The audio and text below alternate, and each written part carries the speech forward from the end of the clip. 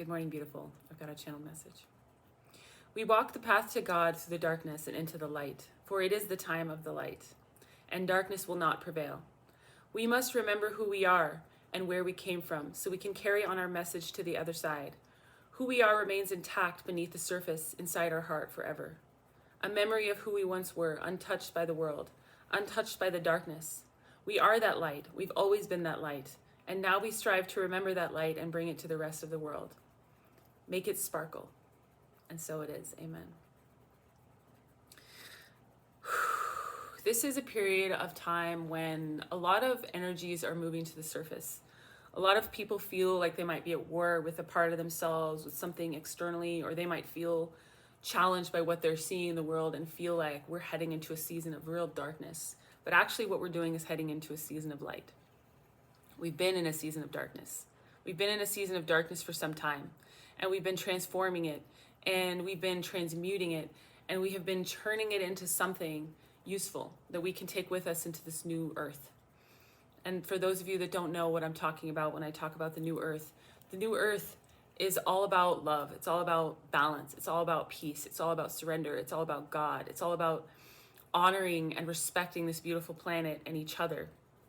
All of the animals, all of the plants, everything on it, including ourselves. This is a period of loving ourselves, of loving each other, of treating each other with care, of trying out new things and seeing what new outcomes come from them, of pursuing our dreams with passion, of facing our fears and doing it anyway, being uncomfortable and doing it anyway. This path is not for the faint of heart. It's going to challenge you. Remember that. Don't let it overcome you. Don't let it defeat you. Don't let it trick you, this darkness, into thinking that we're in a period of darkness. We are coming out of a period of darkness. So for the first time, we can truly see the darkness because the light is shining in, and it is two halves. There are always going to be a balance between the two. However, this period is unprecedented because of what it's culminating to be, and it's all been planned beforehand. If you believe in souls, you'll understand this. If you don't, it's going to boggle your mind a little bit more, and you might be more likely to roll your eyes. But those of us that know that we're souls, those of us that have some kind of basis to touch with of our other lives, of the other incarnations that we've had, we know that we've been working toward this for a long time. Some of us have been incarnating for thousands of years on Earth to prepare for this moment. It's time for you to step into your power. It's time for you to be the version of you that you were born to be.